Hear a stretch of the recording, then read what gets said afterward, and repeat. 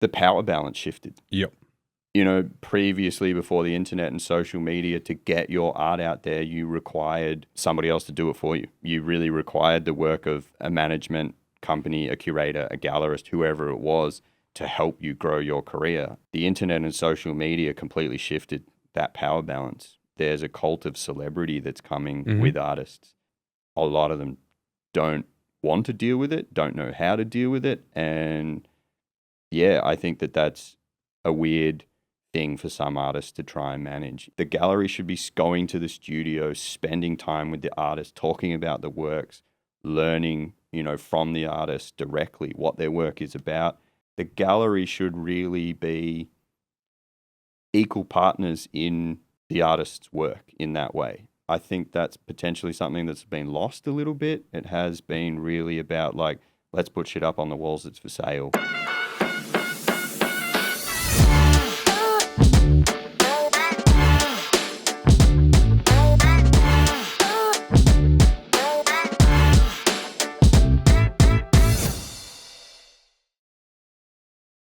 Before we get into this episode, I just want to thank you for being here. I started this podcast to spark conversations that inspire, creatively, personally, and everything in between. So if you'd like to support that mission, the best way is to hit that subscribe or follow button wherever you're watching or listening to this. That'll help other creative minds discover us and also ensures that you won't miss any of the incredible guests that we've got coming up. Because when this passion is shared, it grows exponentially. So thank you, and now let's get stuck into it.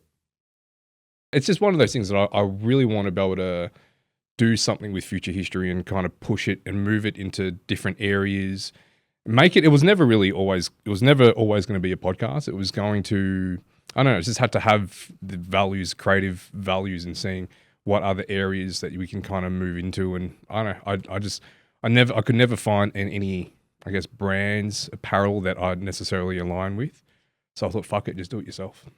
It's a name that comes with a lot of weight, like future history. It's like, yeah, okay, that says a lot. Yeah, we have a weighty name. We have that responsibility. You know, Yeah. it's on us to do something with that. And you know, with that, I think that's the people that are pushing the creativity. That's a responsibility that they've taken on, whether or not they've chosen to. You know, that they're forging what's happening right now, which is going to be altering what's happening next, and you know, just cultivating culture. I guess that's what it is essentially. That's what I mean, it's an interesting thing when you're a creative, especially artist. It's like you don't know at the time that you're creating what's going to happen in the future. Whether you know you're going to end up being some crazy important legacy artist that's you know going to have this career that lasts for 100 years, where people have got your stuff in a museum or whatever. You know, well after you're dead, you kind of don't know in the moment of creation.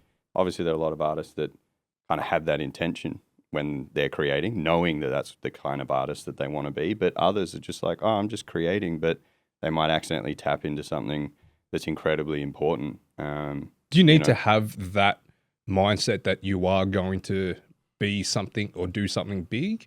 I mean, like, I can't even think of any artist in any regards that had altered the shape of culture and society without that intention. I don't know if you need it. I think that there are definitely some artists that have that intention from the beginning. That they have that motivation, that they want to leave behind a legacy for their lifetime, for whatever the motivation might be. But I definitely think that there are some artists that start with that intention, and there are some that it accidentally gets bestowed upon them just because of what they're making and what they're creating becomes important. I think that I can't think of any examples right now, but there definitely must be some artists that kind of was just nonchalant about it, that were like, yeah, I'm just creating. I don't really have that motivation. I mean, the first one that popped into my head was I kind of think of, you know, New York in the, you know, 70s and 80s, like Keith Haring, Jean-Michel Basquiat, Kenny Scharf, you know, all those artists. I can't think that they had that motivation. Maybe not the motivation to... But I think at a point it turned when they were like, oh, we're doing something important, you know? Yeah.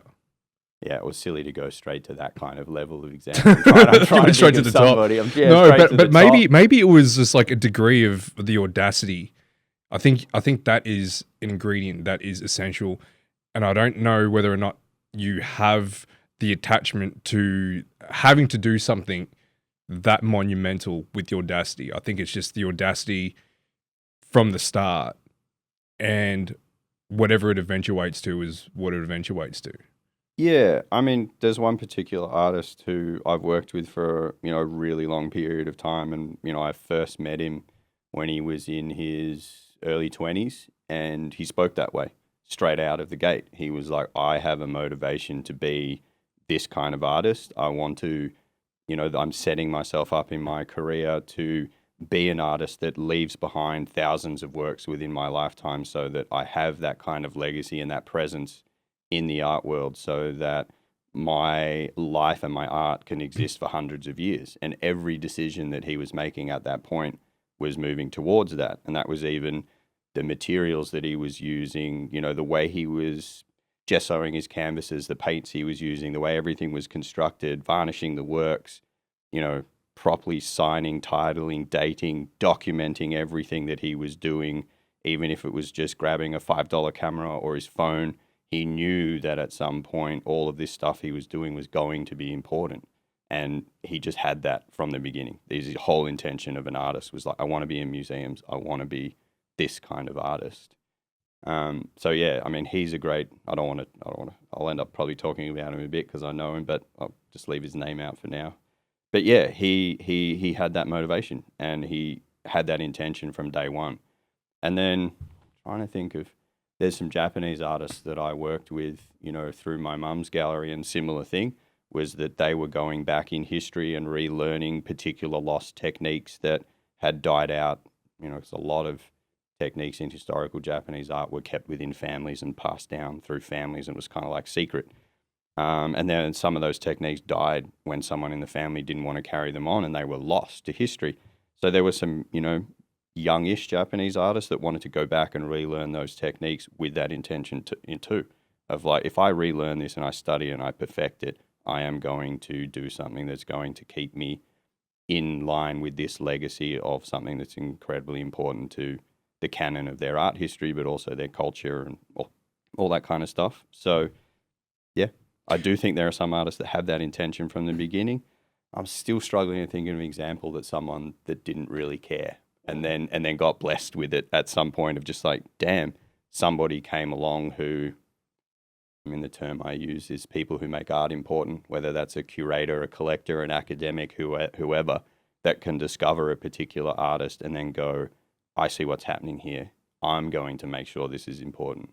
So there are sort of secondary people around in the art world in particular that, yeah, that's my loose term for it, the people who make art important. There are people like that can then have the power to be like, oh no, I have that much authority because of my experience or whatever it is to go, you need to pay attention to this one. But the artist also needs to want it. No. I think that... Okay. Well, maybe Bob Ross would be the example. Bob Ross, yeah. Right? He could be... Yeah. He probably never envisioned that he was going to be fucking Bob Ross. I don't know. But yeah, no, I definitely do think that obviously if an artist is like, leave me alone, I really don't want it, sure. But I definitely think that there are some artists that, yeah, they may not be ready to embrace that, but it just kind of happens. I'm trying to think, because there are some artists too that are just like, you never see them interviewed or they won't do. There's a Japanese photographer based in New York. Yeah, you are right. Actually, now that you mention it, there are definitely artists that just do not want to be like. I mean, like an obvious one would be Banksy. Yeah, probably had no idea that Banksy was going to be Banksy, kind of thing. Maybe, or maybe. But I do think like you have the goats in any industry in any field. I feel as though that you can't accidentally be that. I think there has to be intentionality behind it, right? It's almost like you know what they say is like, dress for the job you want, not the job you have. Yeah, I think it's a bit like that. So you got to be walking in those steps anticipating that you're going to get there in order to it's especially in art, right? Like if you want people to believe that you are at this echelon, then you got to be at this echelon. I don't know. That's an interesting one. You Like got to believe it yourself before others do. I don't know. Like I feel potentially the art world might be an anomaly to some of that in that, it's a purely personal thing that a lot of artists end up doing alone. And sometimes artists themselves don't realize how important their work is. I mean, it's a pretty common... That's a good point, man. Yeah, it's a pretty common thing. I mean, being a curator, gallerist, whatever word you want to slap on, some of the stuff I've done, it's you go and see an artist's body of work in their studio, or even if it's an artist you're not associated with, and you talk to them and they kind of see all of their work the same in a way. And it's really interesting when you see a body of work, there's something instinctually that you just look at a particular piece and you're like, oh, that one's better. For whatever reason, it's quite instinctual. You're just like, oh, there's 20 works here, but those one or two, they're incredible. And trying to justify the reasons why can be quite complicated and things like that. But an artist usually can't see that themselves. They kind of look at their work and they don't, I mean, not all, but usually it takes somebody else to come along to go like, oh, that particular piece, like that's the one, that's the banger in the collection. That's the important work. It's got, usually it's something about it that encompasses everything that the artist is about, whether it's their technique, their concept, whatever it is. You just like, that one is all encompassing and really highlights what you do. And a lot of artists don't recognize that themselves. I think that's goes against what I was saying, which I think it makes sense because like when I was saying that you have to have the intention of being that great, but then I think that if you're creating a piece of work intending for it to be great, then that everything that you just said won't really be captured. You know, I think that it has to be a degree of... That's why I think there's something kind of unique about artists and art that, some artists, of course, like ego, not in the negative connotation or use of the word, like, everyone has ego. Some artists' ego is, it's not something that they express openly, and some do. And I think that kind of comes into it a little bit is a lot of the time artists are solitary people. Mm-hmm. And I think that part of it doesn't give them the confidence sometimes in their own work. Like their ego is solo. It's hanging out with themselves, so they're just arguing a lot with their own ego. And that, again, that's why I think sometimes it takes that extra person to come in sometimes. Yeah. So that's what I mean. I think that there are a lot of artists that don't have that intention when they set out to be like, I want to be the greatest. Of course, there are plenty that do, but I think that a large majority, in my experience anyway, they don't have that. They don't have that intention or thought that what I'm doing is important or going to change the world or leave behind a lasting impact. I think because they're so solitary, they do sometimes require those other people to come in to be like, whoa, this is something. And then those people can be the ones to turn an artist from a nobody into somebody. Yeah, you're right. I think that because, with art and actually with a lot of endeavors, because you're always constantly just in your own mind and the comparisons that you're making is with what you had previously done, right? And so what you're doing now can only be juxtaposed with what has previously been done, but you don't have, you're not able to apply an objective lens to it. And, when you're seeing your work compared to your previous works, you're not really seeing it compared to everything else that's going on in the rest of the world. Not even just in the art scene. I'm talking about the whole gamut of creativity or in the cultural landscape. Mm-hmm. Like sometimes you're able to strike this particular thing at this particular moment and it just works. Sometimes you could be a little bit ahead of the curve. Yeah, I definitely think that happens a lot in art too, that sometimes you look back retrospectively and we're like, oh, what that artist was doing back then is now important all of a sudden. That happens. That happens a lot. That happens a lot, that someone was doing something, purely to their own specification for decades, and they may have been tapping into something that didn't exist in, like you were saying, the completely wider culture of that time. And then again, it takes somebody exterior to that artist to look back and go, oh, damn, that was really important.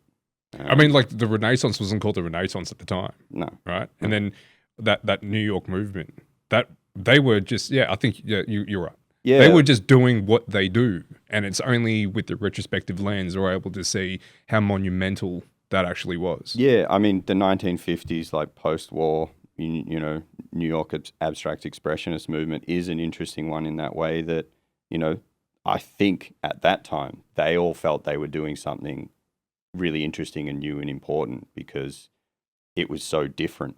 And there's some really interesting stuff out there in the world to read about some of the things that caused that, you know, post World War II, America had gone to Europe and Japan and other places and gone like, oh, whoa, they have ancient culture. We don't have anything. And there's some stuff out there about what, you know, America, whether, you know, there are some really interesting stories about actually, you know, military people going across Europe and Japan and offering residency and citizenship to a lot of artists to come to, particularly to New York, to share and teach art. So there are some things around that movement that came from overseas, but there was an active sort of push to create a unique American culture to kind of compete in the soft culture war, you know, post World War II.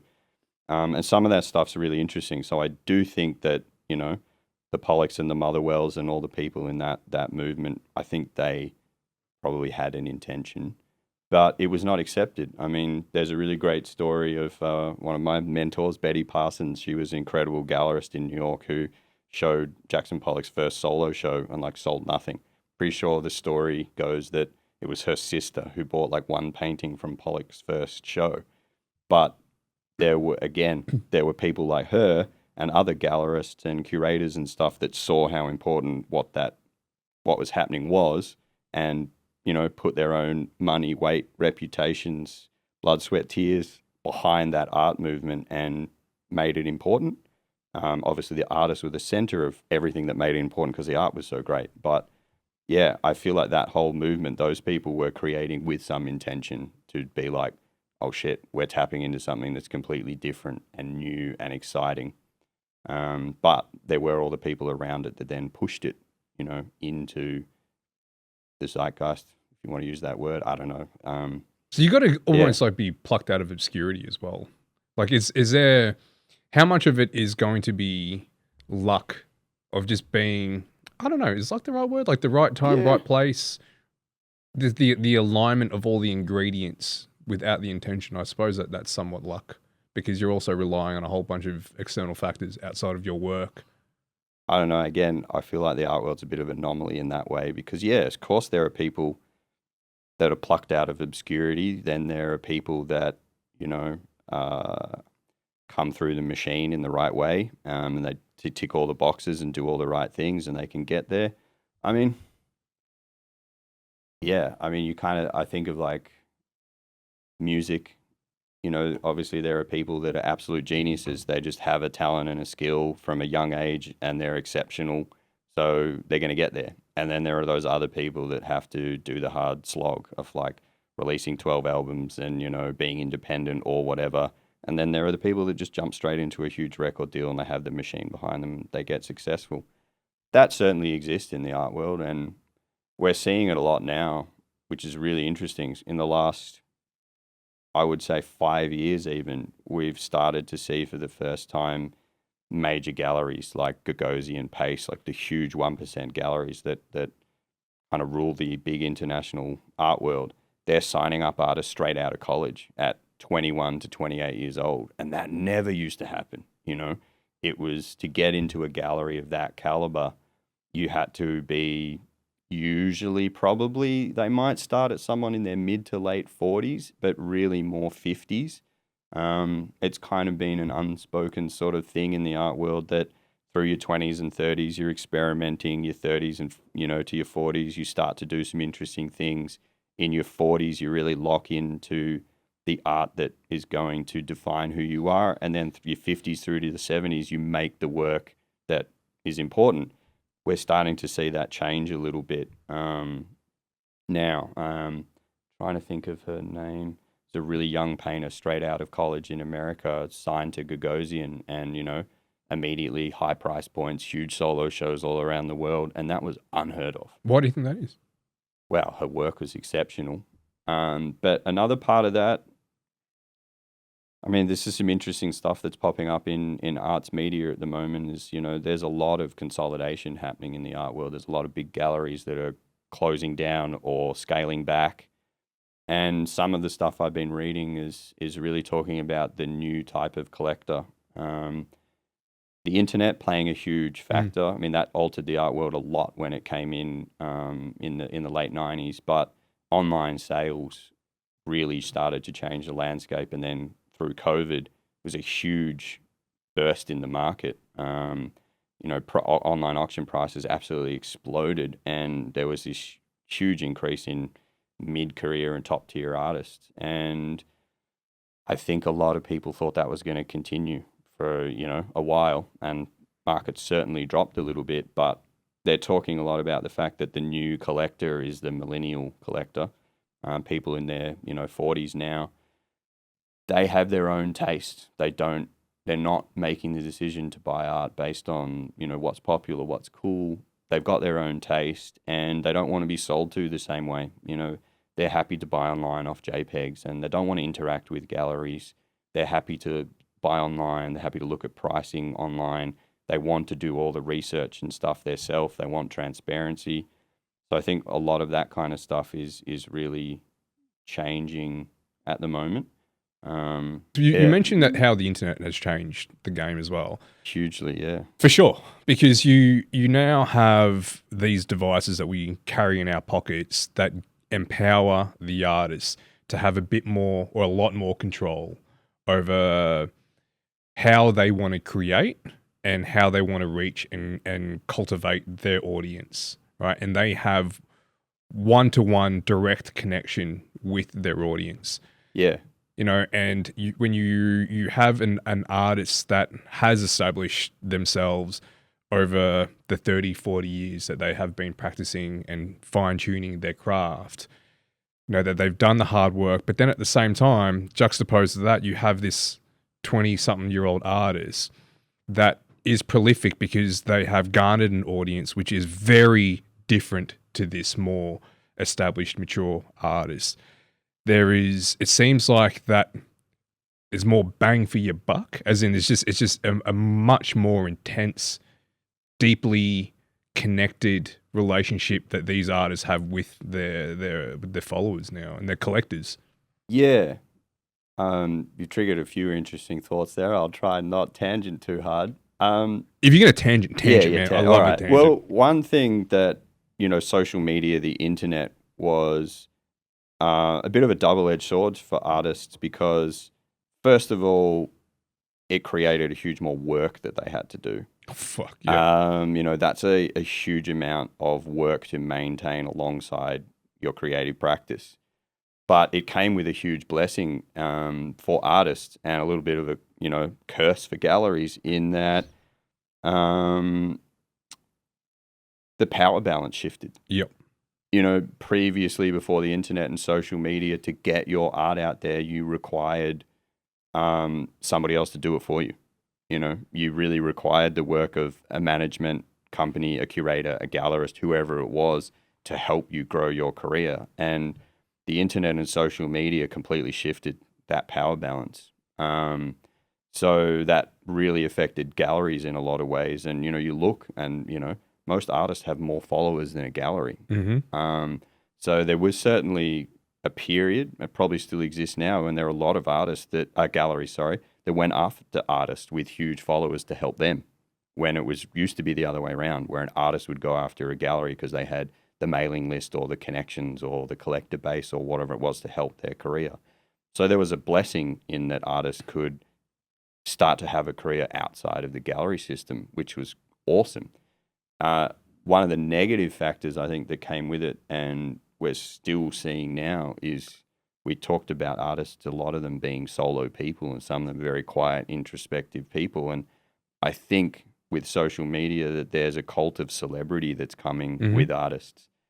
their, actors and musicians, it was something they always had to deal with in their career, was fans and, having to present themselves out there and exist in the world within this cult of celebrity. And that's 100% happening to artists now. And a lot of them don't want to deal with it, don't know how to deal with it. And yeah, I think that that's a weird thing for some artists to try and manage, is that, you used to be able to just make art and put your art out there. No one cared who you were. No one cared about your personal life. No one cared. It was all about the art and the output. That's changed so much now that, people want to know who the artist is. They want to know their story. They want to interact with them. There definitely is a cult of celebrity developing around artists, which came with social media and the internet.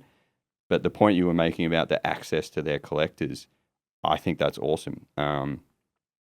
Galleries were very, very powerful people, and they were able to dictate and control a lot of things about the market and artists, and social media really put way more power back into the hands of the artists, which was awesome.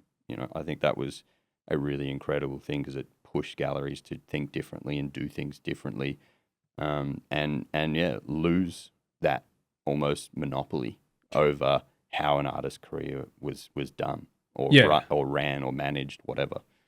Yeah. So if the power dynamic certainly has shifted, and I think you can also see how there are a lot of galleries. I mean, you touched on that. A lot of galleries are they're going under, or they're shifting and pivoting, consolidating. And I wonder now, what is the approach? Because you've been in the game for ages, for decades. Yeah, decades. Decades. 20 years, but yeah, nepotism. Thanks to having a gallerist mum. I've had the extreme privilege of starting from a pretty young age, and being involved in the gallery side of things for 20 years. But yeah, also working outside of the system with artists and stuff directly as well. So yeah, of course, right. So you've seen both sides of it. Seen both, yeah. And you've seen it pre-social media and now during social media. Yeah. How has the role of the gallery shifted, and what's the approach now? Yeah, that's I think that there's a bit of that. That's it's a big question. Because it still is, to me, in my eyes, I still feel as though exhibiting work in a space that brings people together, I feel as though that is still a monumental benchmark for an artist, a visual artist at least anyway, right? Yeah. Much like a musician would be touring. Yeah. Right? It's not like that they're going to want to limit to just their digital releases. Yeah. So that there is still that drive for an artist to want to showcase their work in a space. Yeah, I think that, gallery used to be kind of like the main thing that artists did for their career, was like doing solo shows, having gallery representation, all of that sort of stuff was the key factor, and the thing that everybody aimed for. Galleries and doing solo shows is now just one part of what an artist does. It's not the central thing. You can do brand collaborations, you can do projects, you can release works directly through the internet. There's so many different ways to put your art out to the world now. So that gallery being the central focus is shifted. And the other thing too is it used to be heavily retail. That gallery was really the place to make sales, and that was one of the core focuses, as well as getting your work out there, exposure, all those kinds of things. But it was about sales. It was the place where you made money. And I think a thing that's shifting a little bit is people are not physically going into gallery spaces as much as they used to, because they can still experience the art online and the internet and stuff like we were talking about. People are getting used to consuming art through JPEGs. So, the role of the gallery is really shifting. And,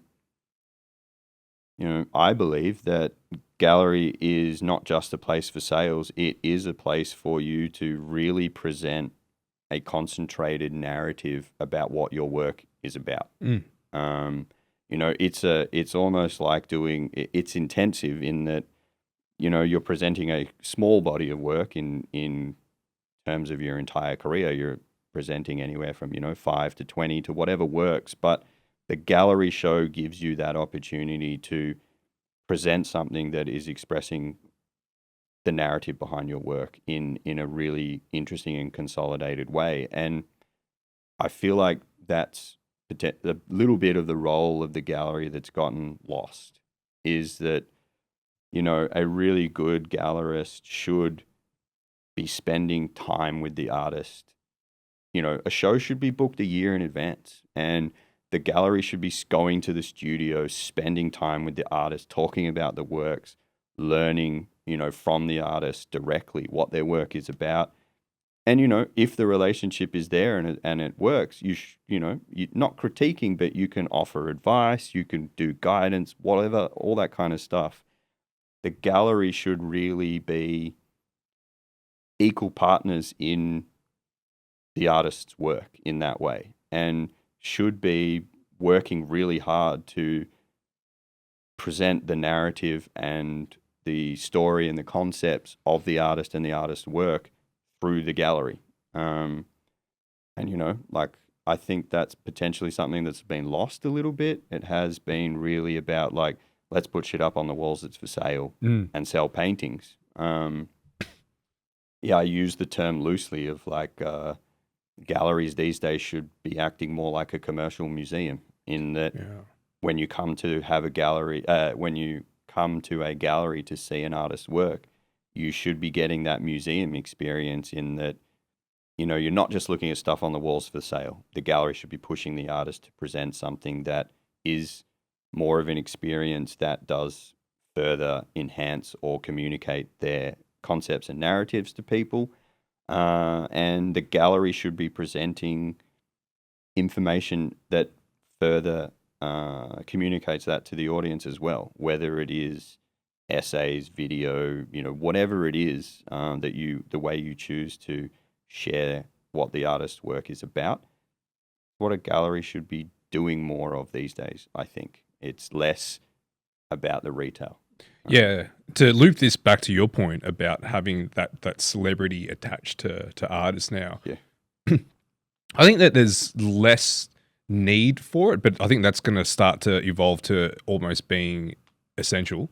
There are a lot of artists that I've spoken with that they lean into what it is, into their identity being almost like a brand, where there are a lot of them that still very much shy away from it. So I think that there is still, even though there is a demand to want to know and become more familiar with the artist, I think that still lives on the artist's side, whether or not how much they want to share, whereas there's other forms of creativity where you don't really have that choice. It's just part and parcel of that gig, right? Like if you want to be on this side of the camera in movies and in TV, then I'm sorry, but you have an image that is essentially public domain. And if we're using actors as an example, I think straight away of Cillian Murphy. He's a huge actor. Of course, there's anomalies, and but he's made a choice, and being able to have an incredibly successful career. But he's pretty reclusive. There are a lot of them for sure. He's able to kind of stay private, which is an interesting thing. I think for artists, like you were mentioning the word brand. I think that's, in a way, I don't think there's one particular way to be an artist. No, I still think being an artist comes with some of those things that you can really make a personal choice to be the type of artist you want to be. And if you can have some clarity around that and think about it and make that decision, then there is a way to have a successful career in the way that you want to. Yeah.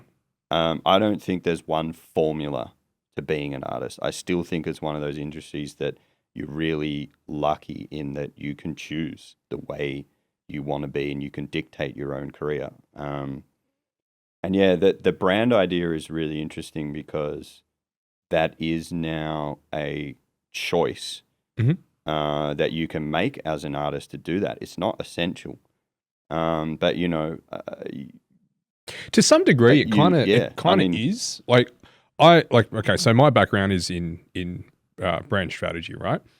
And I don't like using the term personal brand. I find that really gross. yeah, But just for a lack of a better term, I think that when you say that you can, it's a choice. Choosing to not participate is also part of that brand. yeah, And yeah, there's no two ways about it, right? Like you can either lean into it and to cultivate something that is really loud, obnoxious if you want. That could be disingenuous for all intents and purposes. You could just be doing that for show. It's a lot of work. It's a lot of work to put up a facade that isn't genuine. But that is something that you can lean into, and I'm sure that there are a lot of celebrities out there, creative celebrities that are doing that. But I feel as though that like it will be harder for artists to do that because they're not necessarily performers. That there is a high degree of authenticity in order to be a prolific artist. That you have to be. yeah, You have to be you got to wear your heart on your sleeve as much as possible. At the very yeah. least, in the creating of your work, Mm. and then outside of that, how much you wanna showcase, that's entirely up to you. But I don't know whether or not, and this is why I don't like the term personal brand, because as soon as you have that term, then there is intention and deliberateness in how you want to curate that, and Yeah. I don't think that it necessarily works with artists. Yeah, again, I think it comes back to choosing the type of artist you want to be. Mm. Another thing that I guess is reasonably new in the art world is bigger brands wanting to work with artists. Mhm. Whether it's, you've seen Kors do Dior, those huge fashion brands working directly with artists. There was, the Kusama and Murakami with Louis Vuitton. Nike's done heaps of collaborations. Mhm. There are those big brands that, want to collaborate with artists because there is the cult of celebrity, the whatever you want to call it, that those brands want to align themselves with artists because the artists align with that brand's particular values, or the brands are interested in seeing the way that an artist reinterpretates the core values of that particular brand. Yeah.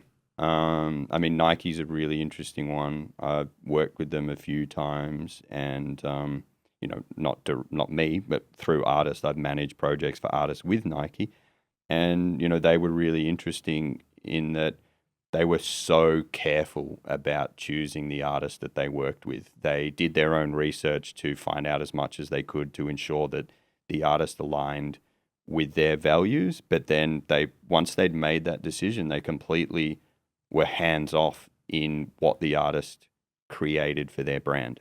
And their approach was to be like, we've chosen you because we're interested to see what you're going to interpret of our brand and what you're going to make for us.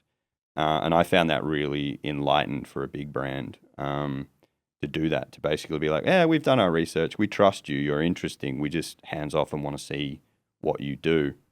And that's a hugely valuable opportunity for an artist, but it's not essential. It's a new part of art. I do think if you want to play in the 1%, big international art world, it's probably you do have to manage your personal brand, for lack of a better word, and strategize and come up with a way to get that right, to attract the attention of those bigger brands. But it's not essential to success. No, it's definitely not essential. And I say that this could be the role of galleries these days, because when we think galleries, we just think space, right? Yeah. We're not really thinking of all the non-tangibles that are going on behind the scenes, because a lot of artists that they're all about the work, right? And we were just saying that how we have this added layer of social media and trying to cultivate a public image. Whether or not we like it, that's just part of the job these days. Mm. And it's not something that necessarily comes natural, especially to the generation of, let's call it 30 plus. Yep. Whereas the younger generation, for them, they could actually be creating work strictly for social media, Yeah. where the social media determines what work it is that they're going to be creating, not the other way around. Yep. So, the galleries could be this place, or I guess like a sounding board or some kind of mentoring kind of role to help these artists, just to really not to change the way they do things, but just to really help them flourish. There's a really great, it's pretty standard when you work with a commercial gallery that they take 50% commission. Mhm. I mean, that's an international kind of standard that's been around for a very long time. And that's a large chunk of change. That's a lot, and I think that galleries earn that through doing what you were talking about, is that, if I'm talking in the commercial gallery model of you have a representation agreement, that's your parent gallery. We used to call it exclusive gallery, that kind of thing. They call it parent gallery these days because you can have sibling galleries. You have your parent gallery that manages your career. And I think for that 50%, your gallery should be doing more than just giving you a solo show and putting works on the wall. You should be, like you were saying, advising, investing in their career, all that kind of stuff. But you should be interested as a gallerist in doing things to further that artist's career, beyond just advising them and helping them, whether it is helping them manage their social media, spending a long time having an intense dialogue with them about their work. You should be doing things like pushing them to publish books. You should be working to introduce them to curators or, whatever it is with regional museums. You should be helping them with grant applications, award prizes, and to a certain extent, you end up being a bit of a psychologist as well. I think that's a huge role of a gallerist, is like you just kind of end up being there through the good times, the bad times. But advice, I feel like if you're an artist, you should love and trust your gallerist or your gallery enough to be like, they're your first phone call for whatever you need, whether it's shipping advice, contract advice for a brand collaboration or something. You should trust your gallerist and have such a deep relationship with them that they're the first person you call for anything. I guess an example is like you're talking about music or movies. Everyone has managers. You think of the management model that exists in those industries. Galleries should kind of take on that role. They should be fiercely protective on behalf of their artists to stand up for them for, contract related things, whether it's doing a show with another gallery. That's pretty common these days, and why we use the term parent gallery is that, it's pretty silly to have an exclusive agreement and you only work with one gallery. You should work with multiple galleries, but I still feel like you should have your parent gallery that's the one you trust the most. But yeah, I think that the gallery relationship should be a little bit more, there should be more to it than maybe what exists out there at the moment. Maybe the term gallery might not even be appropriate anymore, because I guess it comes with a different connotation. Yeah, well, you're seeing a lot of these galleries internationally, and even a few here recently in Melbourne, that are closing down or closing particular spaces. They are talking about that there's pretty common words that you see in loads of articles about, like, oh, we're closing our space, but we're moving to a private consultancy model where we're going to collaborate with our artists and other spaces and other galleries, and we're moving more into an advisor role, that kind of thing. And I think that's great, because galleries do have a lot of knowledge on how the art world operates, and moving into that purely advising role probably is really great for a lot of galleries to do that, but probably great for a lot of artists, because, as we were saying, they can manage their own careers through social media, their own website, whatever. If there are the artists that can manage all of it and want to do that, they can have a career without a gallery. So galleries are great for that role of being advisor, manager, whatever it is. So yeah, some of this stuff we're seeing where galleries are closing down and moving into that kind of model, it might be really great. So then You know, with that it could be cool. with that shift, then if they're closing down and still operating in as having a different methodology. Yeah. But then if the space isn't there, it means that the work isn't getting exhibited. And I wonder then culturally, Yeah. I wondered like what impact that has, because I think that there's still, I think it's important. I don't know, essential is probably not the right word, but I think it's important to have a place to experience the artwork. I don't think that seeing it on a screen, on your phone. I mean, galleries have been around for hundreds of years, and all sorts of things have happened that have shifted the landscape, and they're still here. I think you're exactly right in that the art has to be seen and experienced, and it has to be shown to a large number of people. With people, that's integral as well. I think it's not just seeing it in isolation by yourself. I think that experiencing the artwork with other people in your community, it changes the way that you're appreciating it. Yeah, I mean, it is.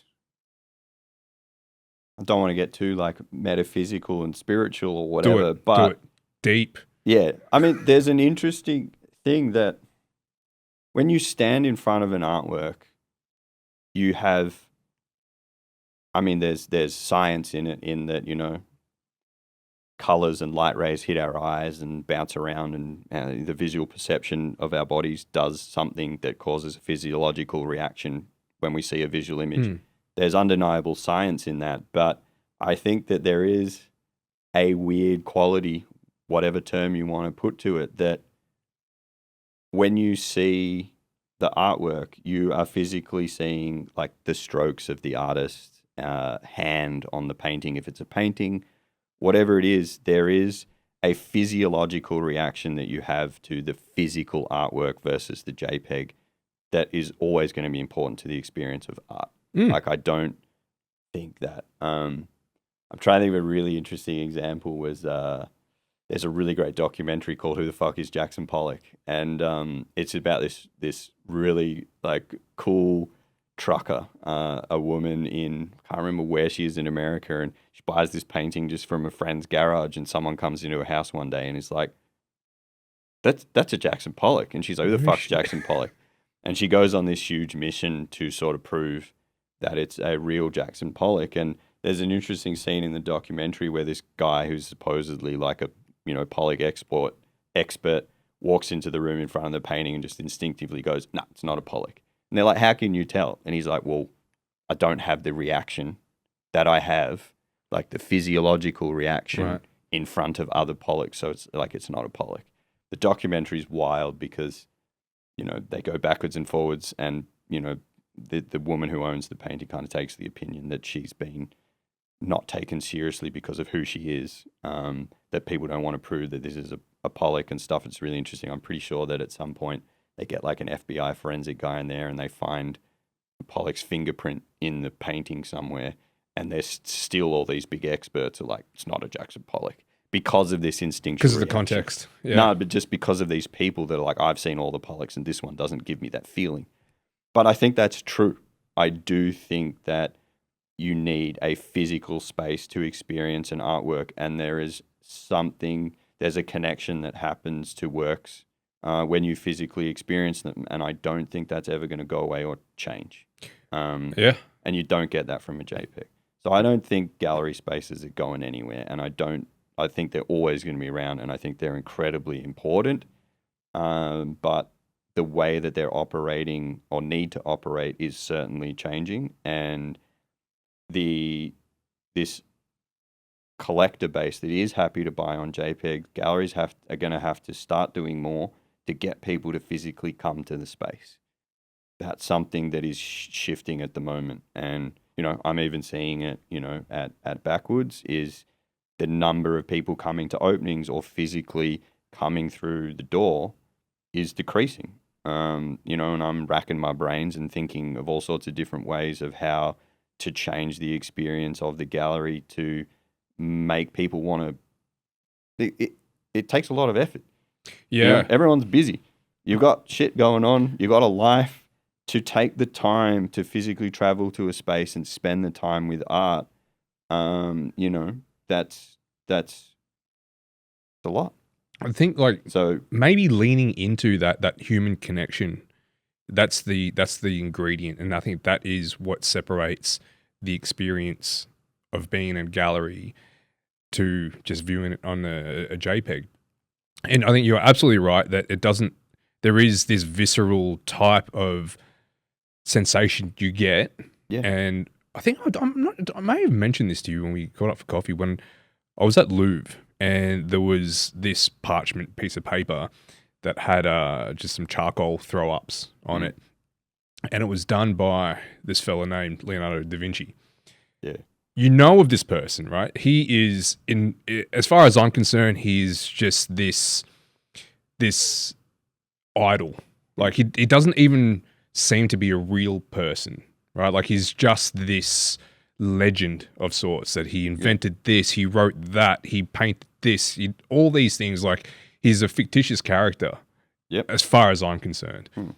Standing in front of this bit of parchment with this throw up and looking at this created this visceral sensation. I'm like, holy shit. Yeah. This is real. He touched this and he stood this far away from it. And it'd be something that he, in the time of doing it, he would not have given it any thought. And he'd have thousands upon thousands of scraps like that. Yeah. He's a fascinating figure. In terms of I was mentioning before about that sort of career trajectory of an artist from 20 through to 70s, like Da Vinci's an interesting one in that, like, he got really famous as a little kid for, what did he do? Like, quite young, he did something, child genius kind of level of something. But he spent almost 40 years or something almost homeless, like not creating art, having nothing. He drew death portraits of people they hung in like the town square or whatever.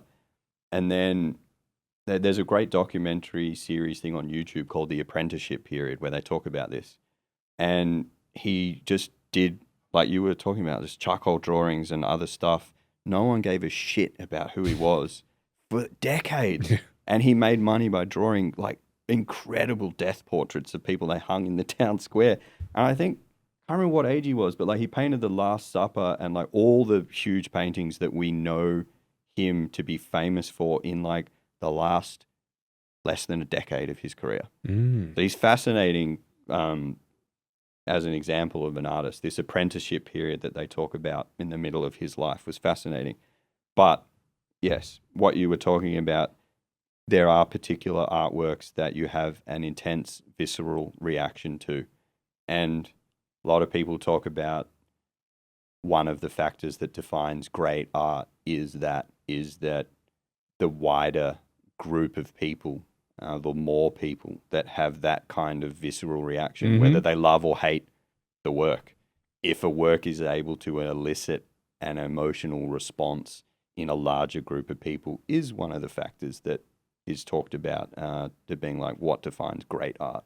Yeah, I get that. Yeah. I understand that. And that's because like there is this, we know who Da Vinci is, and we've propped him up on this pedestal and created this image of this almost godlike figure. Yeah.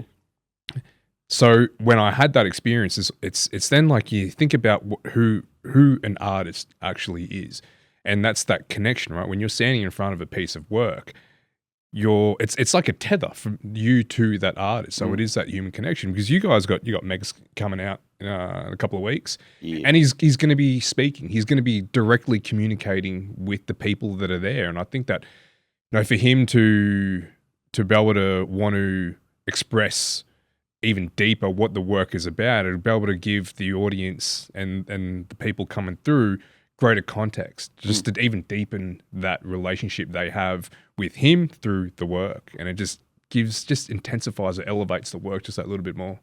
Yeah, well, again, I think that's kind of new in a way, is that, a lot of artists, it was the gallery's job to do that. Sure, artist talks and stuff have been around for forever, and there are lots of artists that are happy to do that, lots of artists that are happy to come on a podcast, lots that don't. I think that is really awesome when artists do want to share that personal connection with artists, with their collectors or the general public, whatever it is. But that wasn't always a factor. The work was able to speak for itself a lot in the past.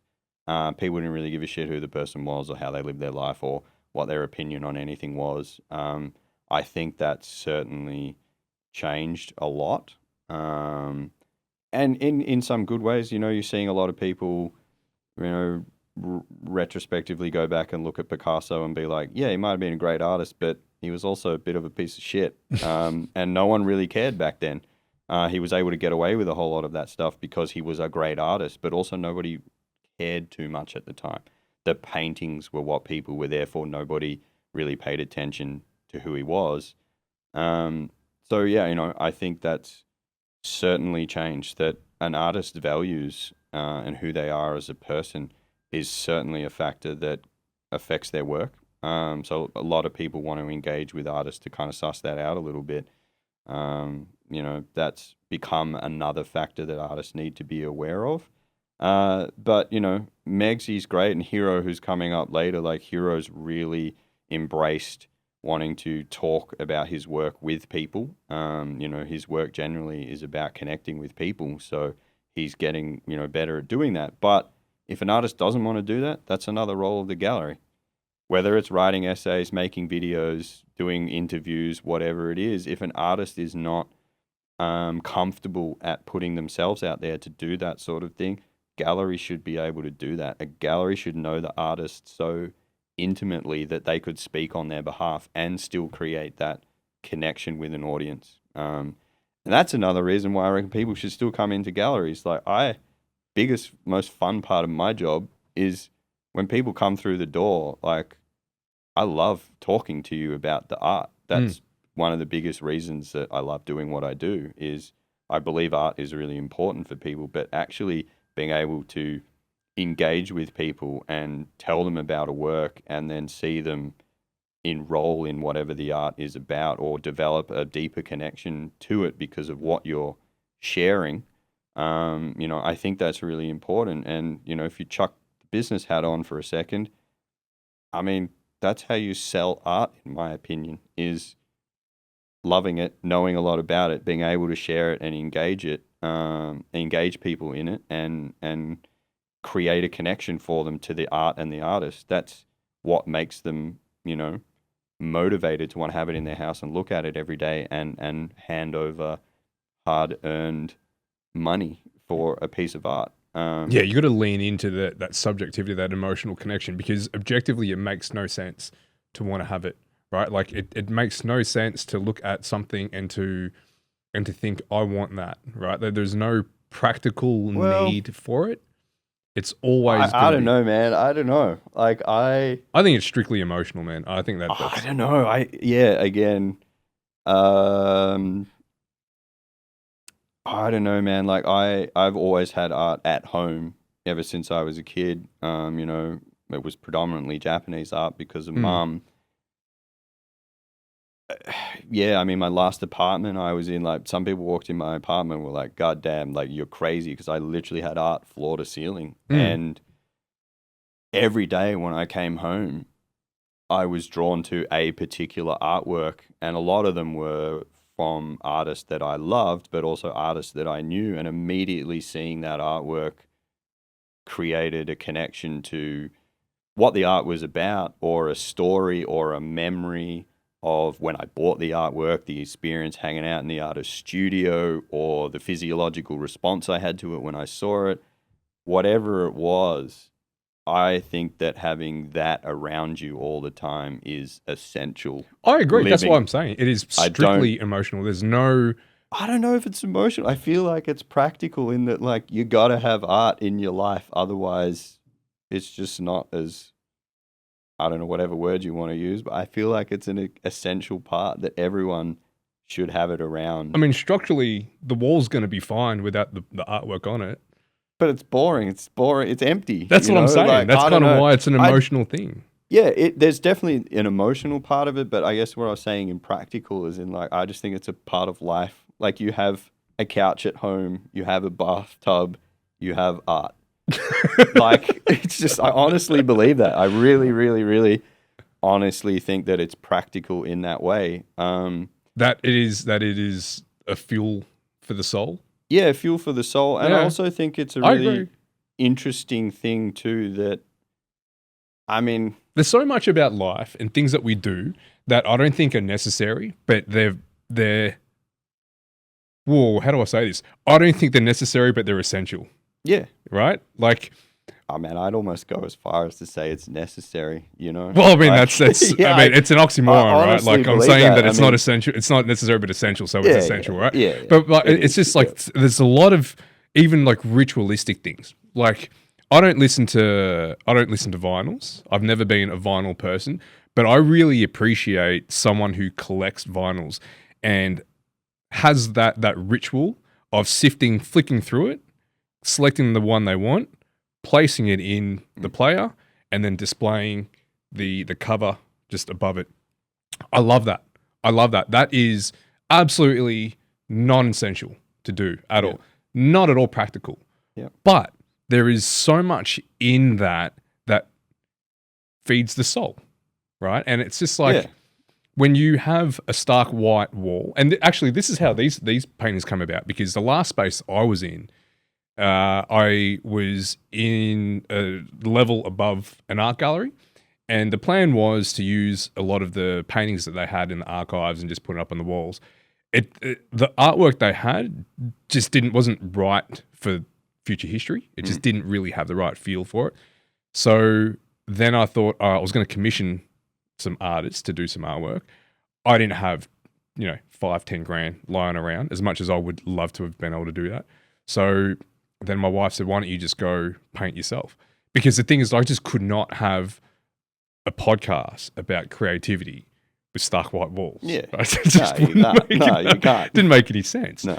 So that is, I guess that was a practical solution. So maybe it is. Yeah. Maybe that was the essential part. But no, I don't think we're not disagreeing with this. I think I think it is absolutely essential for us to have a lot of non-essentials in our life, because it's not just a matter of getting through things on a practical level. We don't want to just do things out of necessity. Yeah. We want to be able to, just pull out as much juice out of life as we can, and to feel it. Yeah. One of my favorite little discussions about what art is for, or why it's important. The philosopher, what's his name, Alain de Botton. Mm-hmm. There's a 4-minute video you can Google, Alain de Botton's "What Is Art For," and it's a really cheesy little animated, like quite humorous little video. And I think it's 6. He talks about 6 different points about what art is for, and the one that always stuck in my head was art is propaganda for what really matters.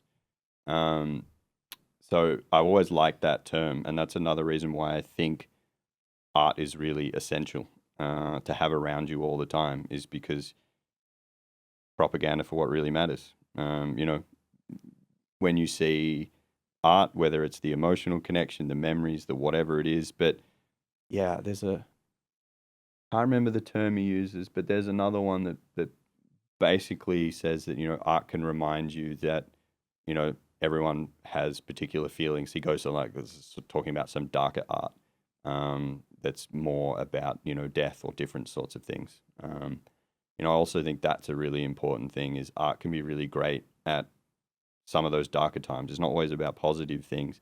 Art can also be that reminder that, like, when you're upset or angry or sad things are happening, that, art can connect you to the fact that other people feel these things. I can't remember the words he uses for that particular thing to do with art. But anyway, that's another thing that I've always felt was really important, that art can be really comforting in some of those sadder times as well. I think historically or socially, whatever, culturally, negative emotions and things that we've always kind of been told to keep to ourselves, or, not express in the same way as more positive emotions. And I think that's been a huge part of art. Dude, think about massive. Like the music that we listen to in the different states of feelings and being. Yeah. Right? Like, there are certain certain soundtracks that you have for different parts of your life, depending on where you're at. Yeah. And when you go back and listen to it, it just takes you right back Yeah, there. I really think art has that too. Yeah. I mean, that is. It's essentially like when you say art, I think that you're explicitly saying visual art. But I'm just saying, like, just in any context of creativity and expression. But yeah, I feel like maybe, in the most people's daily life, like, yeah, sure, like music and movies are probably way more common for art. And some of that is, like you were saying, with these paintings, it's like, I don't have 5 or 10 grand to spend on art. Like, there's art out there at all price points, that you can consume. So, yeah, I don't feel necessarily that, it's a financial thing. Obviously, status comes into it too. And of course, art has always been associated with that, the same as fancy brands or other things. Like, sure, having really expensive art puts you in a certain, whatever. But yeah, I think everybody can find art at a price point that suits them to have it around. Oh, you're right. I was just throwing that number because there was particular artists that I wanted to commission. Yeah. And I didn't want to shortchange him, and I didn't want to ask him for. Yeah, well, that's another thing too. There's lots of really great discussion out there about how to value art, and I always think that's a really interesting discussion. Ooh, let's do that. Yeah, well, there's a great doco that came out. I think it is a HBO documentary called "The Price of Everything," and it discusses a little bit about the absurdity of pricing and stuff and value in the art world. I think it's an essential piece of a central piece of viewing for any artist is to watch that doco. It's great. The Price of Everything. But talking about the price was like, yeah, I mean, one of the things I always think about with that is, the average salary in Australia is just clocked over 80 grand, I think. And if you think of an artist's output in terms of time, they have a certain amount of time within a year to make X number of artworks or whatever. And, if they've got to make an average salary of 80K and they can make 20 artworks a year, add expenses on top of that, blah, blah, blah, blah, blah. There are ways of calculating the value of art based on that, which are interesting to consider. But, then there's all sorts of other market factors and, all sorts of other things. But the practical side of it is artists have to live, and they have expenses for studios, materials, all sorts of other stuff, but then they got to live in the world. So yeah, valuing art, $5,000 for a piece of art seems like a lot of money, but when you start to actually break it down in what it is involved for the artist to actually be able to live to create that artwork, like $5,000 for a piece of art is really cheap when you consider some of those factors. But yeah, of course, there's bullshit value in art that, There's a lot of bullshit. I don't there's like manufactured values and there's manipulated stuff and all of that kind of thing. But yeah, like I always, when someone asks me that question, that's one of the easiest basic ways to sort of discuss the value of art is like, an artist can make X number of artworks. It's a very dry, boring way of looking at it, but it is a way of valuing it. My pushback is that when you're valuing things like that, and this is very closely tied to how, like, I've had conversations about how do I quote clients, right, for a brand, a branding job, a visual identity job, and there's so many factors involved. What I try to not do, and eventually it does, like when you pair it back, it always comes down to like, what's your time worth?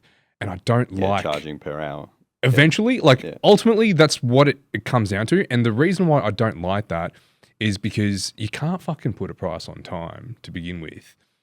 No. And why is anyone's time more valuable, or at least monetarily more valuable than the next person's? So, yeah, and if you start valuing by time, you can end up punishing yourself because, if you've got 20 years worth of experience, you might be able to come up with a logo in faster period of time than someone with less experience.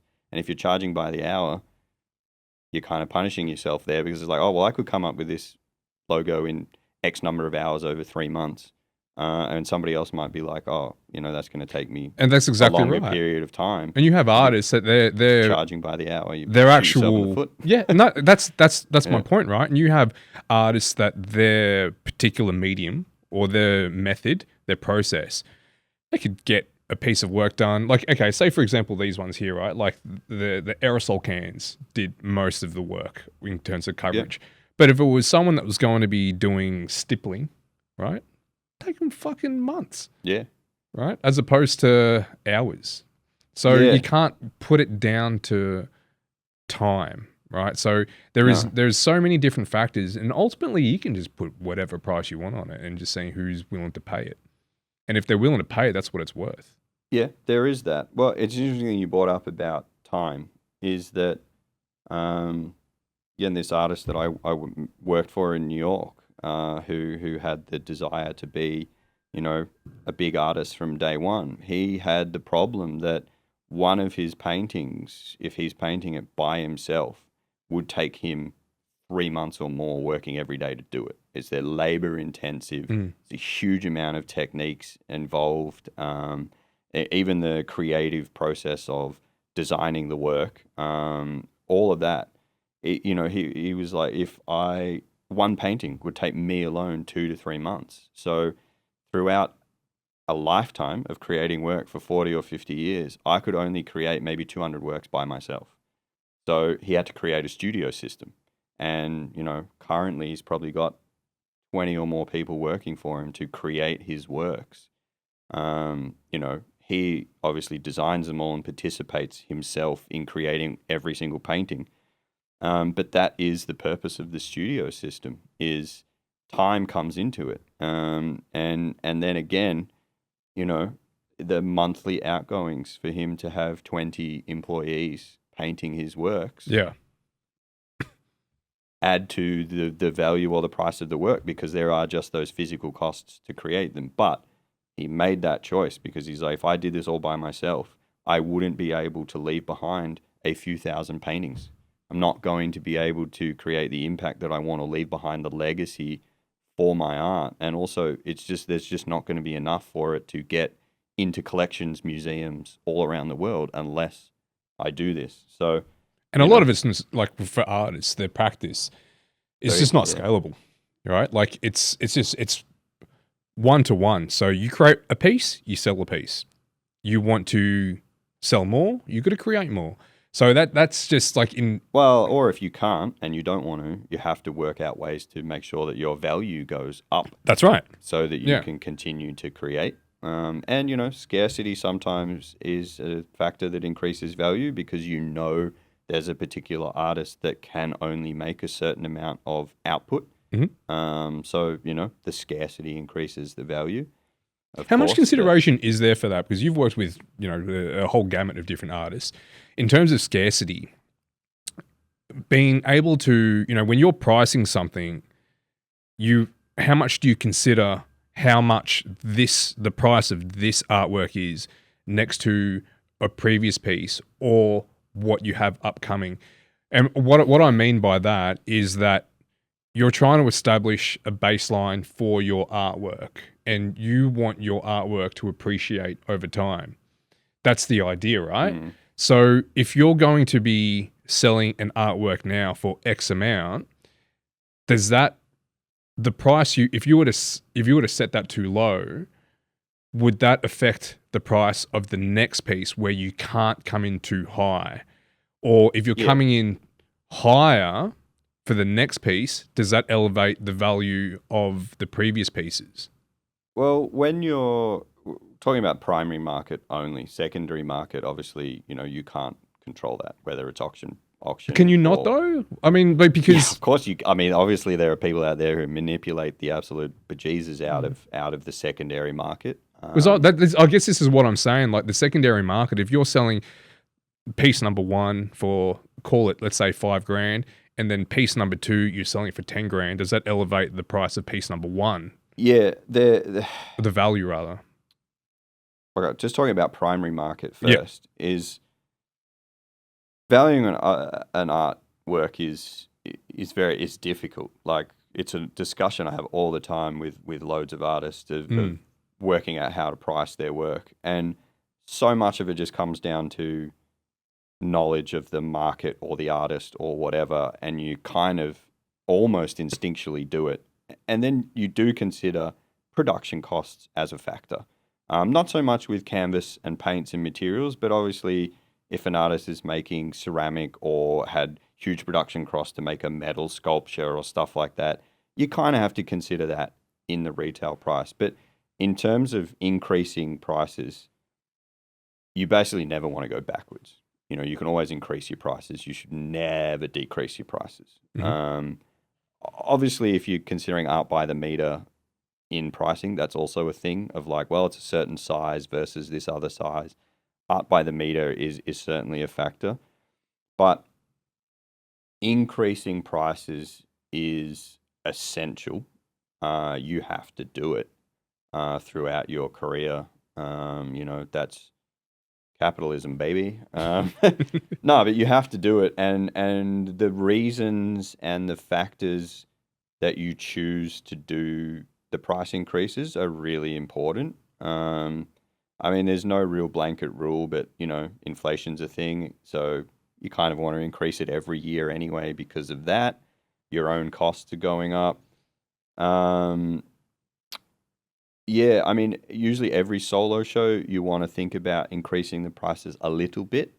And then when things come along that are really, impactful on your career, like you win a bunch of prizes, you get a museum show, publish a book, I don't know, all sorts of things like that. There are times then that you can be like, well, something's really changed about me and my work or my position as an artist. So it's a good time to consider increasing your prices.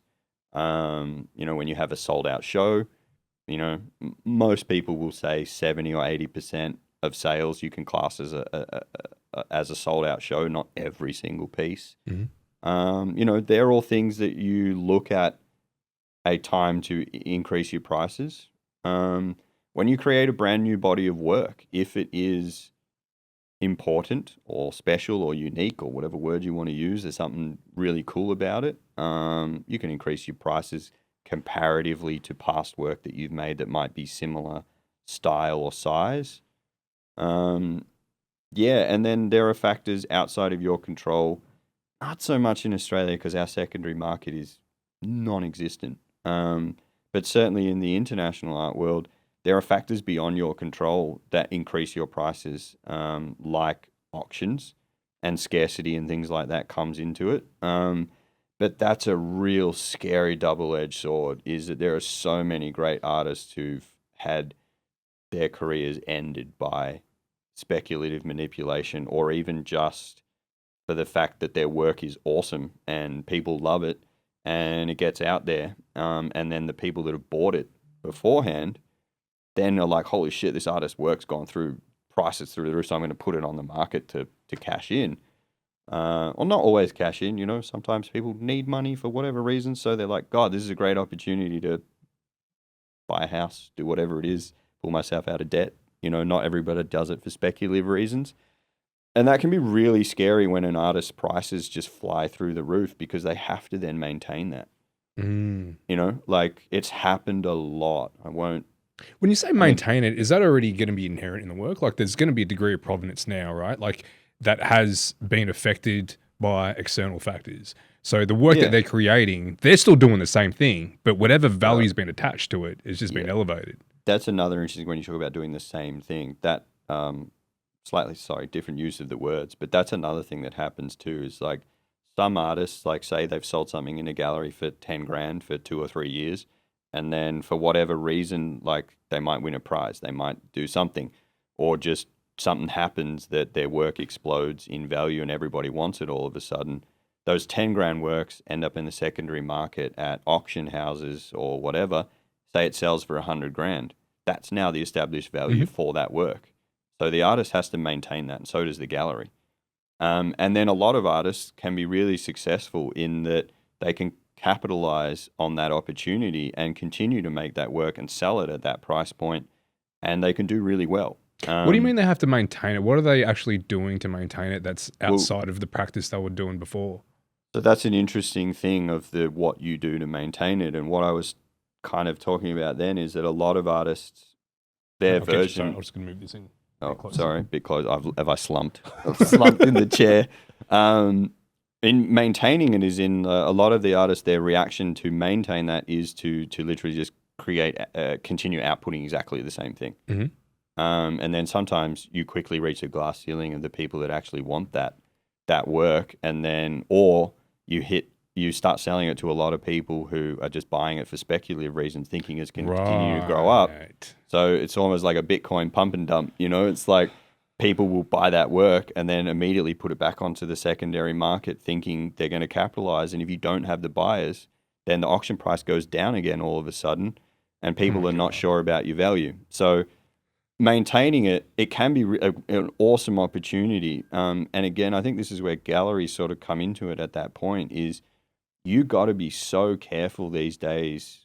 Again, not so much in Australia, but overseas, you got to be so careful who you're selling to, because you can represent an artist. And if you're selling to people that are buying for investment and speculation purposes, you can tank your own artist's career so easily by not managing that.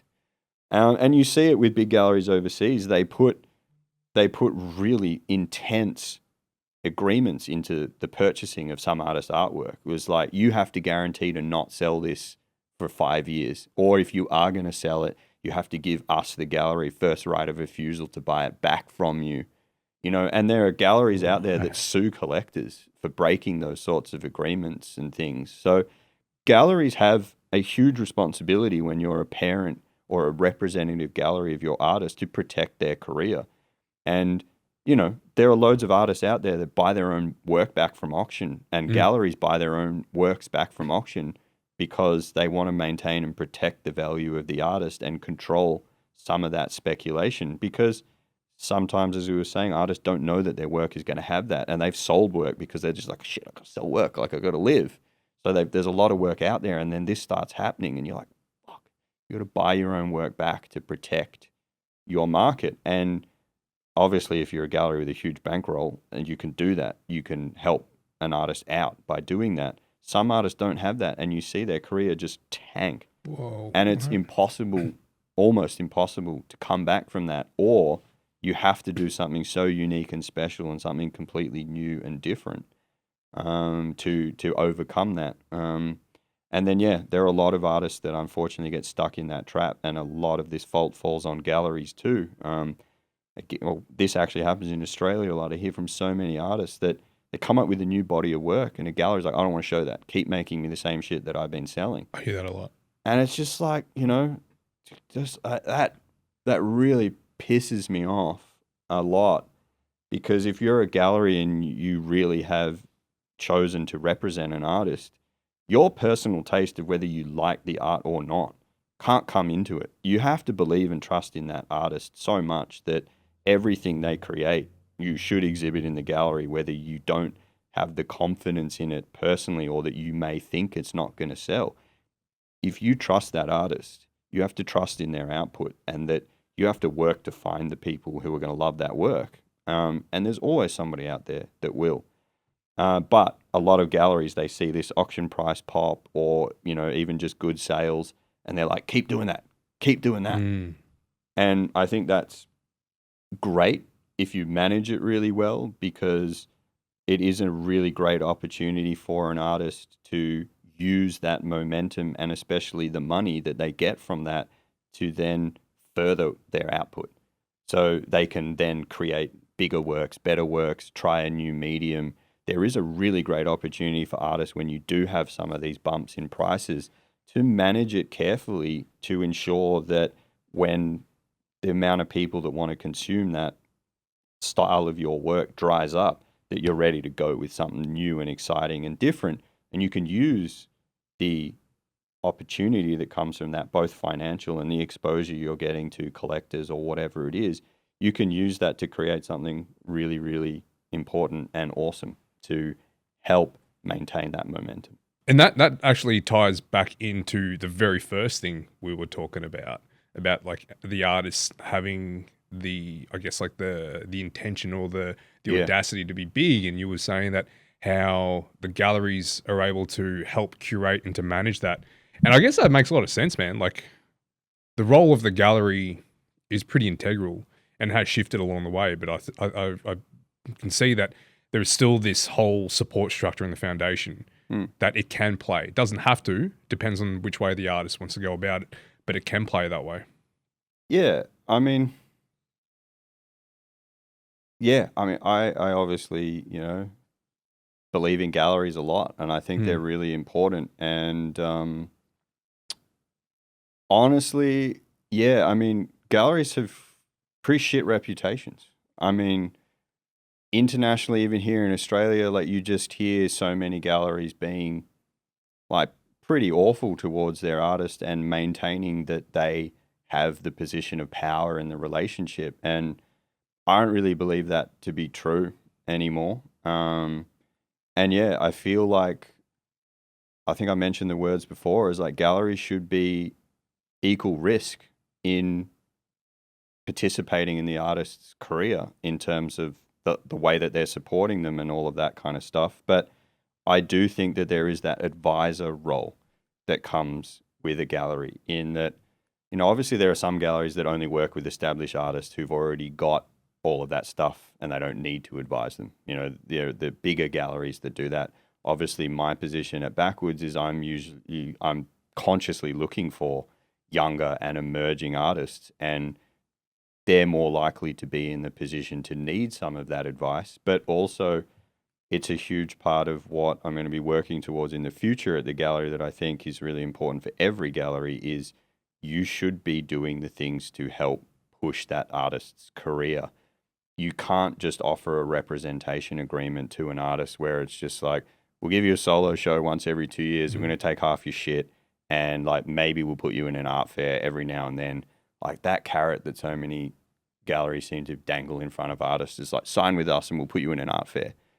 It's like, that's just not enough. You really have to be thinking about like things I mentioned before about media, publishing books, helping them get into galleries, museums and stuff like that, putting their work in front of the people who make art important. Like making videos about their work, whatever it is. You have to do so much more work to help that artist push their career. And yeah, I just think that there is so much more involved in being a commercial gallery, representative gallery, parent gallery, whatever word, than just giving solo shows and putting art on the walls. I mean, Backwoods it's an institution. It's a Melbourne People institution. use that word all the time. Yeah. And you're on postcards, so you are. Yeah. It's official. Whether you like it or not. Yeah, no, I really believe in Backwoods as a gallery, and all the artists that have shown there, are all really important. And I think that pretty much I think in the next 10, 20 years, we're going to see a huge amount of really important contemporary artists come from, not just from Backwoods, but from that scene or group of artists that were outsider artists, graffiti writers, street artists, whatever.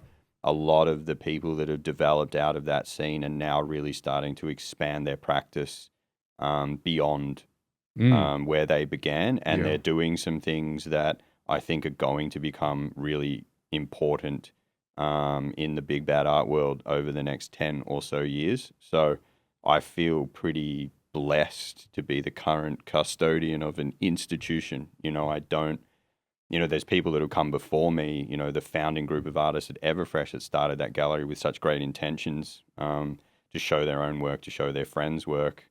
And then all of the people that have been, in charge of Backwoods before me, everybody's done such incredible work. And, there's been different tastes that have defined what's shown at the gallery along that way, but it's kind of stayed pretty, true. Like, there's a nice kind of style of what's Backwoods has shown. And I think that the gallery and the work that has come through there is really important.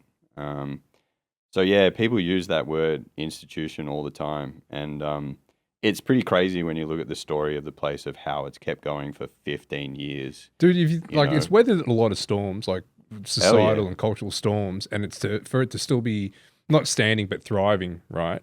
And there is Yeah. there is a responsibility as well to uphold and to help move along the cultural paradigm in Melbourne, right? Like the things that you guys choose, or you in particular choose to display, you're presenting it out there to the world, and you're giving it a pedestal. You're giving it some significance and saying that this is culturally relevant.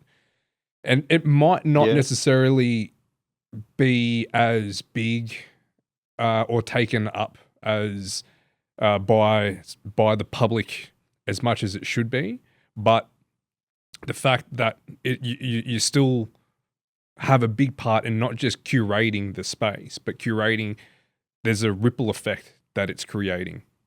Yeah. I mean, I feel, I mean, it was a huge factor in the, the transition between me and Tom Groves. It was just like I felt the weight of responsibility of everything that had come beforehand, and that I was in charge of that 15 years worth of legacy. I still think about it all the time and get nervous about fucking it up. I mean, yeah, I really think that there is something really important in what Backwoods has done. I really, really think that the art that's come through that place is incredibly important, but more so the spirit of the place. I mean, it's always been like so many people have had their first solo show at Backwoods, which is awesome. It was always a place to give people an opportunity, and yeah, I mean, it's certainly thriving, curatorially. But the place has always been to run backwards and to work back. You've got to love what you're doing. You've got to love the place and the artist because, yeah, I mean, participating in that space of giving people their first opportunities and things like that, like it requires a huge amount of financial risk as well. Big time. And you Um, were saying you get like 30 or 40 people just knocking on your door every month, right? And then you're only really able to show one in that time. Yeah, I mean, the gallery used to operate differently and show way more artists. I made a bit of a conscious decision in the last 12 months to do solo shows, one person for the whole gallery and showing for 4 weeks because I felt beforehand we just weren't able to give enough time and energy to every single artist doing two artists at a time and turning them over every 2 to 3 weeks. And a lot of the reason the gallery did that is because we had so many artists that we loved and we wanted to show, and that was the way to do it.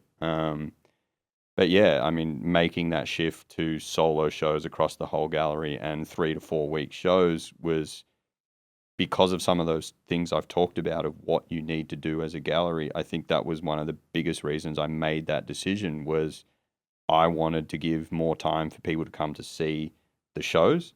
And was finding that it just took that long for word of mouth to get out there and all that sort of thing. But yeah, it just enabled more time for the artworks and the artists to be able to get the exposure. I hate that word, but like just enough. Enough time on social media, all of that kind of stuff. But another factor too was like, I worked with Tom Groves, the previous director, for almost 5 years, and like we were just insane. Like it was a beautiful piece of insanity of like churning over that many shows, doing the catalogs, doing the photography, doing the installs, all that kind of stuff. Like it was insane, and you burn yourself out pretty quickly doing that. So there was that small personal factor in that decision of just being like, well, to be able to do right by the artist, Yeah. I have to do less work.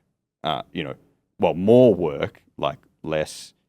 Not saying less Less work. churn. Yeah, less churn and burn, basically, and being able to that old idiom of working, on the business rather than just in the business all the time as well. Is that Yeah. you've got to do other stuff besides painting walls and cleaning floors and hanging stuff. Is like someone's got to be working on the business, and yeah, that 5 year period that I worked with Tom, the two of us were just intensely like working all the time.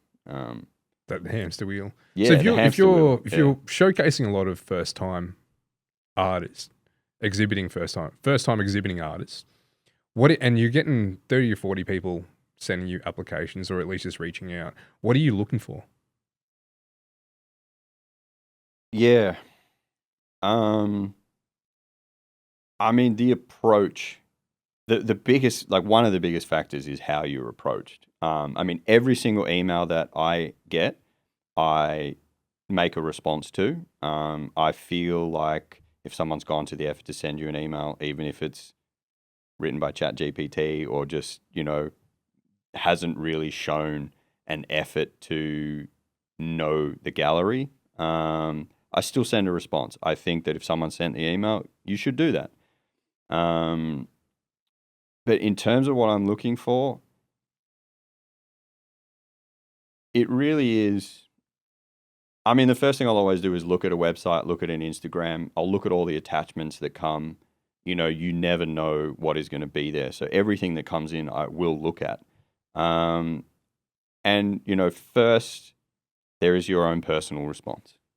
Not saying that I have to personally like the art, but I guess having the privilege of 20 years worth of experience, I kind of get a sense of like what is going to work for the gallery. I don't want to say good or bad. It's like, okay, cool. There's something interesting about this. It's interesting.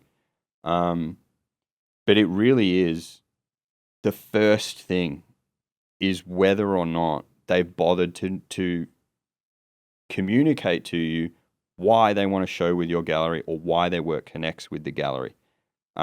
So many emails just come in and you can tell that it's either a copy and paste to millions of galleries, or they write something about like, oh, I love your gallery, blah, blah, blah, blah, blah. The curatorial's great. You show such amazing artists. You could have written that to any gallery. The biggest thing for me is showing that they understand what the gallery is about and showing some understanding of how it connects with the gallery or the other artists that have shown, of just being like, occasionally you will get an email where someone's like, oh, I came to this show or I came to that show, or like, I know these artists, that sort of thing, just to show that there's an understanding and connection to the gallery is really important. The second thing I always look at is, like I said, the website, Instagram, other stuff, and how you're presenting your work. Is the photography good? Have you got a bio, a CV, an artist statement? Those basic things that you should have as an artist. Like I said, I did say before that there's a million ways to be an artist, but I think there are basic things you should have like that.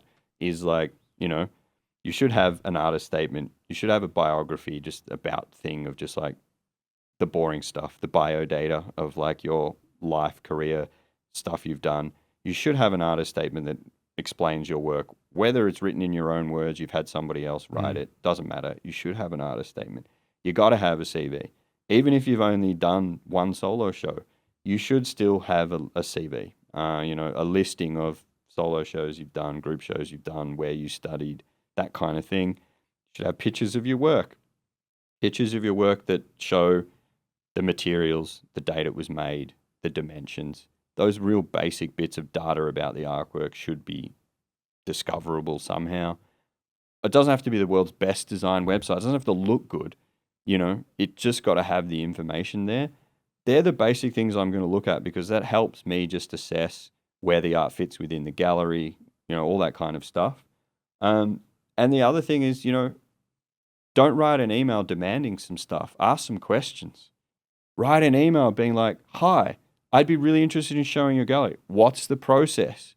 How do I go about showing at your gallery? What are you looking for in an artist? Ask some of those questions of a gallery and then send your response in. I mean, that's a huge thing. Asking questions first if you don't know the gallery, or asking the gallery what the process is to show with them. All that sort of stuff I think is really, really, really important to do first. And another thing, I don't know if I want to say this because, it means I have to have the time to manage it. But I'm like, physically go into the gallery and talk to someone if you're able to, if you're in the city, of course. But physically come in and introduce yourself and bring a small work. Bring an A4 printed out piece of paper or something. Like, this is why I said I don't want to say it, because it's like, when you physically come into a gallery, I can't ignore you. I can't. You're physically there. We've got to have a conversation. I have to see your work because you physically brought it. I mean, that's so much more powerful. Plus, too, I get to personally meet you. Yeah. You know, it is another factor that I consider when I start to work with artists is it's a pretty intimate relationship between an artist and a gallery. You see each other really stressed out. You see the best and worst of each other. So you have to be able to have a personal relationship. You have to be able to get along with each other. I think that's a huge factor. You know, you have to be able to communicate with each other. And yeah, you are going to deal with each other when you're like stressed out and crazy. Like install weeks and stuff are nuts. Like you work until 2 in the morning, you know, all of that kind of stuff. So physically, again, that's not just for the gallerist, that's for the artist. You might walk into a gallery and they might be awful people, or like you don't like the space, all that kind of stuff. So if you're physically in the town and you're able to go visit the gallery, awesome. And the other thing too is like, yeah, asking those questions, but also asking, you know, could we have a 15-minute FaceTime call if you're not in the city? Actually doing something like that more than just like, here's my work, I want to do a show.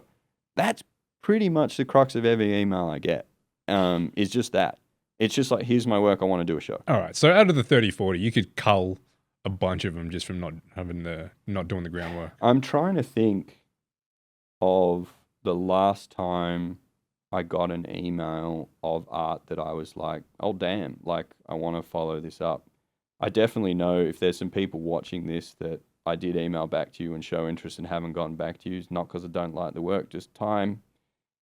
I'm trying to, there's been two that I can think of off the top of my head in 12 months that I'd never seen the art before. They sent the right kind of email and the work was suitable for the gallery, and that they showed that. They showed that like, oh, my work's similar to this artist, or like I know this artist. Because I think that was really also the other thing too, is like Backwoods has not ever had to go out and find artists. We've always been really blessed that the artists that we show with are basically our curators. You know, every single artist is like, check out my friend's work, or like this person overseas, or whatever, or someone comes in who is a friend of that artist and contacts the gallery. You know, that's also, again, giving away a bit of a secret here. That's one of the easiest ways too, is like, hey, Backwoods, I'm friends with this artist, or, you know, whatever. That's one of the easiest way, because yeah, that from the starting time of the gallery, like the Everfresh group of artists who started it, they started it with that intention, was to show their friends' works. And we've kind of, I guess, even not really intentionally, that's just kind of been the way it's gone. That's how it always goes. That's how this goes. Yeah. Like it's just been, the artists have been the curators. Yeah. A lot of the time. So, but yeah, just generally for artists is like, do like real research. Because it's not just, you know, increasing your chances of getting a show with the gallery. You've got to make sure you actually like the gallery. Give a fuck. It's that. It's like, well, yeah, give a fuck, but also like, yeah, just you gotta. That's the other thing too. I don't understand why so many people just email a gallery and be like, I want to show with your gallery, when you don't know the gallery. It's like because again, I mentioned it's such a personal, intimate relationship. It's different.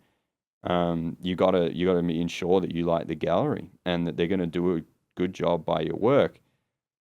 But then it's again, a good space, man. It's a nice space. It feels warm, and it feels warm and worn. You know, like that. Yeah, man. If those walls could talk. Yeah.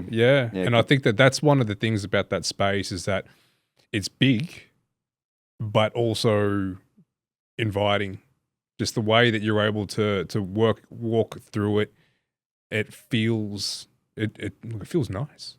It feels like a nice space. Yeah, I mean, certainly when we started renovating, Tom and I, in like when Rona started, I think it was like mid 2020 or so, when we started to renovate the space, there was a lot of discussion between a lot of artists. Was sort of like, you're basically turning the space into a big white cube.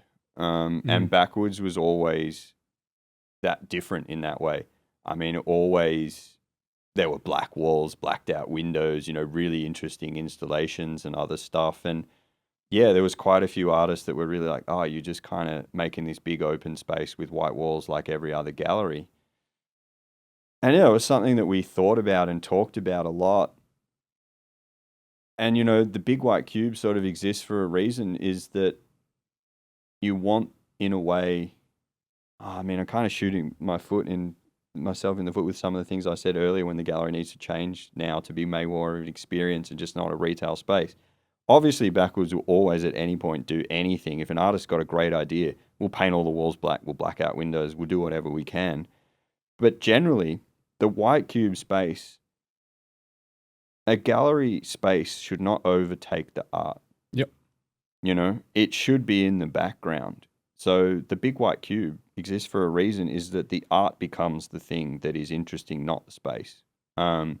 And yeah, I mean, here's the thing with Backwoods. People do walk in the door and be like, God damn, this is a beautiful space. And I'm like, great, look at the art. Yeah, I can't look. People walk in and they look at the giant ceiling. They're like, oh, wow, this space is beautiful. I'm like, great, I've had a 5-minute conversation with you about nothing to do with the art. So it is a conscious thing too, of just like, when you've got a really nice space, is like, yeah, you got to make sure that the install and the show looks shit hot, because people will come in and be like, oh, beautiful space. It's different in the sense that it's big but also intimate, and I think that's a tough balance to get.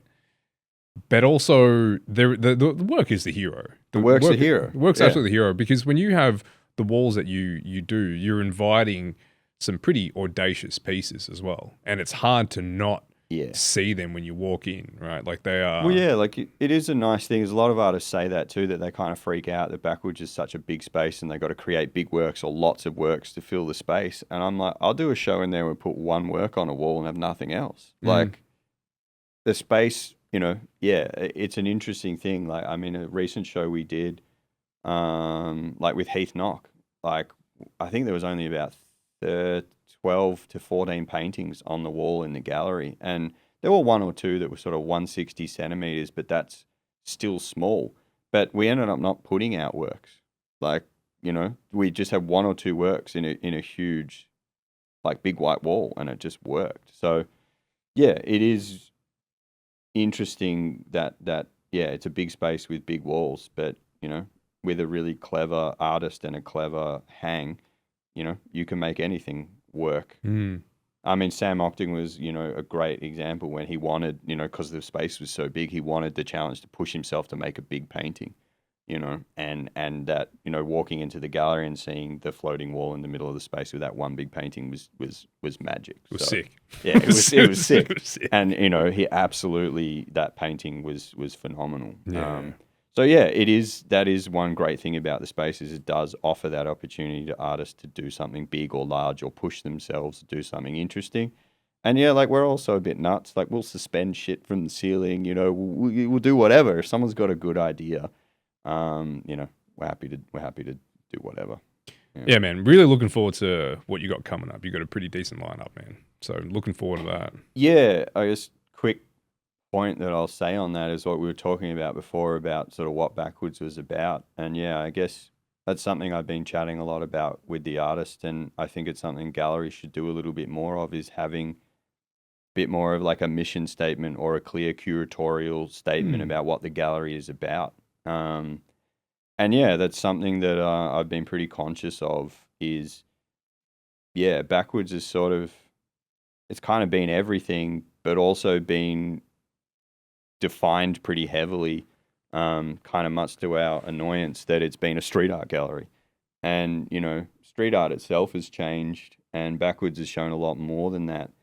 But, you know, going forward, I'm really interested in the idea of focusing Backwoods on some of that history, because like I was mentioning before, I think some of the most interesting art is coming out of the artists that are in their early 40s now, that were part of graffiti and street art. There's some really incredibly interesting things chatting to some of those artists about the way that they make marks. You know, when you're painting outdoors, you've got so many complications and different things to deal with. It's like, there's a window, there's goddamn bricks with holes in them, and there's a pipe and a security camera, and you've got to instinctually make these really interesting compositional decisions to frame your artwork around those factors that you can't control. But then also things like, oh crap, like I'm away from the studio or a hardware store, and I'm on a time limit, and I've got like a stick and a broom and a brush, and it's like, how can I like use these tools that I've got to make the marks that I need to make to complete this work?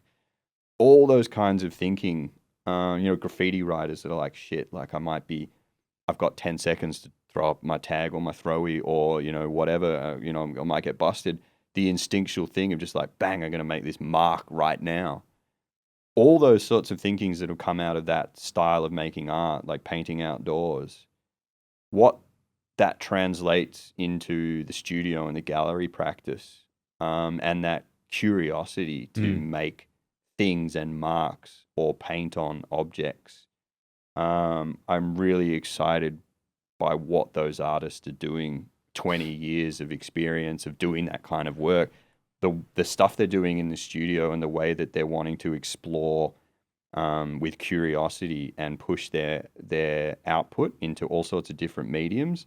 I'm really, really excited by the work that I'm seeing coming from that. So Backwoods going forward, it's a little bit of a focus that I'm sort of pushing things towards, is looking at artists that have or had outdoor painting as part of their practice. Okay. And I think that's kind of defined the gallery in a way historically, and I'm interested in that type of art as a curator. And yeah, I think it suits Backwoods, but I'm also not going to, that's not going to be only what we're going to do. I think Backwoods has always shown artists as well that have come to art through non-traditional means, whether they were a tattooist or a designer or something else beforehand, or just a self-taught artist who had natural curiosity to create and taught themselves. So yeah, it's not going to be wholly defined by outdoor painters or whatever, but yeah, I guess that's a little bit more of a focus for me going forward. Just artists with stories. Artists with stories, but that outdoor practice is something I'm really interested in, because I just think it's a really, really interesting way of making marks. And that curiosity and the compositional problem solving, all of that is translating to some really interesting stuff in the studio and the gallery. So, yeah. Dude, I look forward to it, man. Yep. Byron Kehoe, mate, thank you so much for jumping on. This has been a very educating conversation. Learn a lot. Yeah, I hope so. I mean, I feel like it's, I feel like art business or how to be an artist is something that's not talked about. It's not taught at unis for sure. And it's not, I mean, where do you go for that kind of advice? So yeah, you start a podcast and then you start invite a podcast and you invite dickheads in. like me on board, and we wax lyrical and you learn some shit hopefully. But yeah, I'm always really happy to talk about it. Yeah, dude, I feel like we just scratched the surface, so we're gonna have to make a time for round 2 and to get real deep in this, man. But no, Byron, thanks you so much, dude. Wayne. Appreciate it.